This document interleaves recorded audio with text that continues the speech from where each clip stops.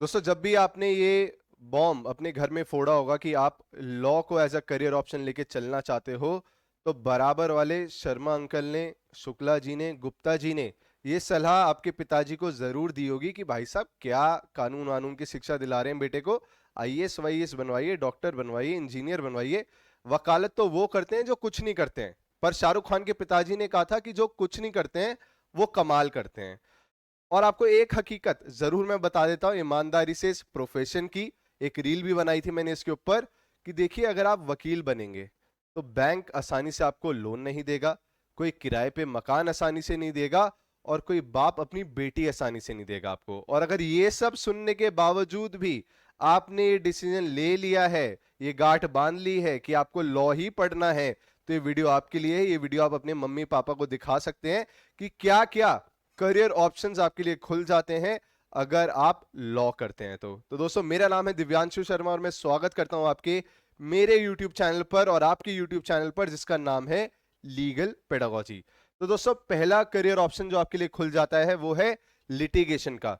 वकील के तौर पर, अधिवक्ता के तौर पे आप काम कर सकते हैं, पर इस चीज की एक कमी यह है जरूर कि स्टार्टिंग में आप अच्छा पैसा नहीं कमाते हैं। अगर आप फर्स्ट जनरेशन एडवोकेट हैं तो 4 से 5 साल आपको लगेंगे इस प्रोफेशन में अपने पैर जमाने में। उसके बाद स्काई इज द लिमिट, फिर कोई लिमिट नहीं होती है इसके ऊपर। और एक बात इसकी खासियत यह है कि इसमें किस कॉलेज से आप आ रहे हो, स्टेट यूनिवर्सिटी से आ रहे हो या प्राइवेट कॉलेज से आ रहे हो, अच्छे कॉलेज से आ रहे हो, बेकार कॉलेज से आ रहे हो, वो कोई भी मैटर नहीं है। वो कुछ मैटर ही नहीं है। आप किसी भी कॉलेज से आए, आप मेहनत करें, अच्छे से पढ़ें, अच्छे से नॉलेज गेन करें, प्रैक्टिकल नॉलेज काफी अच्छे से गेन करें, काम सीखें, तो आप लिटिगेशन में अच्छा कर सकते हैं। पर 4 से 5 साल आपको लगेंगे, पर आप सोसाइटी में बहुत अच्छा बदलाव ला सकते हैं। अगला है दोस्तों, जो कि बहुत से लोगों को पता है, जुडिशरी का। आप जज बन सकते हैं। आप सिविल जज के तौर पर नियुक्त हो जाते हैं एलएलबी के तुरंत बाद, चाहे वो 5 ईयर बीएलएलबी हो या 3 इयर्स एलएलबी हो, उसके तुरंत बाद आप जुडिशरी का पेपर दे सकते हैं। अलग अलग स्टेट्स का, अलग अलग स्टेट्स में अलग अलग वैकेंसी निकलती हैं। उसके बाद आप जज के तौर पर नियुक्त हो जाते हैं, और जज जज होता है।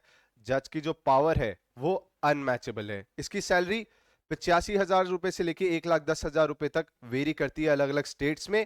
और जो इसकी एज लिमिट है वो भी अलग अलग है। जैसे कि डीजीएस के जो दिल्ली जुडिशियल सर्विसेज एग्जाम है उसकी एज लिमिट 32 साल है, मध्य प्रदेश में अलग है, बाकी राज्यों में अलग अलग है।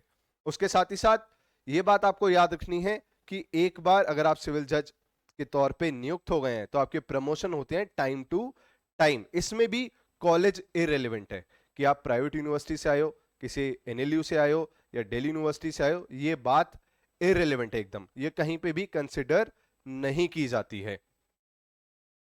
और मध्य प्रदेश जुडिशरी में तो अभी एक नया बदलाव आया है जो कि मुझे लगता है चैलेंज भी होगा, कि वहां पे बोला गया है कि आपको वकालत के तौर पर, वकील के तौर पर 3 साल का एक्सपीरियंस होना चाहिए अगर आप मध्य प्रदेश में जज लगना चाहते हैं। बाकी किसी राज्य में ऐसा क्राइटेरिया नहीं है, आपको लॉयर का एक्सपीरियंस नहीं चाहिए होता है। अगला है SEBI grade a legal officer. दोस्तों, सेबी क्या है? शेयर मार्केट को रेगुलेट करती है, security exchange board of India, जिसका हेडक्वार्टर मुंबई में है। तो आप वहां पे लॉ ऑफिसर के तौर पर नियुक्त हो सकते हो। इसकी एज लिमिट है दोस्तों 30 साल। 30 साल इसकी एज लिमिट है। और अगर आपने जज की तैयारी अच्छे से कर ली है तो मैं आपको विश्वास दिलाता हूं कि अगर जज की तैयारी अच्छे से की है और जज का एग्जाम नहीं निकला है तो आप ये एग्जाम आसानी से निकाल सकते हो। बेसिक सैलरी 90,000 के आसपास रहती है, ग्रॉस सैलरी 1.5 लाख रुपए के आसपास रहती है, और जो सिलेबस है वो बहुत ही सिमिलर रहता है जुडिशरी के एग्जाम वाला। तो ये एक और करियर ऑप्शन है जो आपके लिए खुल जाता है। अगला है आईबीपीएस लॉ ऑफिसर। क्योंकि बैंक्स में भी वकील चाहिए होते हैं, लॉ ग्रेजुएट्स चाहिए होते हैं, तो उसके भी एग्जाम निकलते हैं अलग अलग बैंक्स के, तो आप उनको क्रैक करके भी वकील के तौर पे काम कर सकते हो अलग अलग बैंक्स के लिए। फिर आता है जज एडवोकेट जनरल। अगर आपका सपना था इंडियन आर्मी में जाने का और आप नहीं जा पाए किसी वजह से, तो आप लॉ करने के बाद जज एडवोकेट जनरल का एग्जाम दे सकते हो, जैक का एग्जाम दे सकते हो। पर इसकी एक दिक्कत यह है कि इसमें वैकेंसीज बहुत कम आती हैं, बहुत ही लो वैकेंसीज रहती हैं। 5-6 सीटें ऐसी कुछ निकलती हैं जेंडर वाइज, कि फीमेल्स के लिए इतनी और मेल्स के लिए इतनी। बहुत रेप्यूटेटेड जॉब है, बहुत पावर वाली जॉब है। आप एक तरीके से आर्मी में जज बन जाते हो, और इसका कोई कॉलेज से लेना देना नहीं है, किस कॉलेज से आप आए हो, कोई इसमें कोटा नहीं है अलग से, ठीक है। और इसकी एज लिमिट है 27 साल। 27 साल की उम्र तक आप इस एग्जाम को दे सकते हो। सैलरी आपकी 1 लाख से ऊपर ही रहती है, पर जॉब ऐसी है कि इसमें सैलरी कोई नहीं देखता है, रुतबा देखता है, ठीक है। अगला है कॉर्पोरेट सेक्टर। आप कॉर्पोरेट सेक्टर में जा सकते हो, लीगल फर्म्स को ज्वाइन कर सकते हो, बड़े बड़े कंपनीज को ज्वाइन कर सकते हो as a lawyer, as a advocate. But बात क्या है, बात यह है कि इसमें प्रेफरेंस बीएलएलबी वालों को ज्यादा दी जाती है एलएलबी वालों से। जो 5 ईयर बीएलएलबी वाले लोग होते हैं उनको ज्यादा प्रेफरेंस दी जाती है कॉर्पोरेट सेक्टर में, क्योंकि वो एक प्रोफेशनल कोर्स के तौर पे ज्यादा इस्टेब्लिश्ड माना जाता है। और इसमें आपके कॉन्टैक्ट्स, आपके लिंक्स बहुत मैटर करते हैं कि आपके कितने अच्छे कॉन्टैक्ट्स है उस कंपनी में, उस लीगल फर्म में, और तब आप जाके प्लेस्ड हो जाते हो उस कॉर्पोरेट सेक्टर में। तो ये भी एक करियर ऑप्शन है जो आपके लिए खुल जाता है, पर थोड़ी सेटिंग चाहिए। बीएलएलबी वाली डिग्री ज्यादा इसमें वैल्यूएबल मानी जाती है, और कॉलेज भी इसमें मैटर रखता है कि आप किस कॉलेज से आ रहे हैं। अगर आप एनएलयू से आ रहे हैं तो ऑफकोर्स आपको प्रेफरेंस थोड़ी ऊपर दी जाएगी as compare to any private university. और अगला है दोस्तों, हम जैसे मतलब वकील के साथ साथ हम थोड़ा ये कोचिंग वाला जो चला रहे हैं, एकेडमिया में आप जा सकते हो, ठीक है।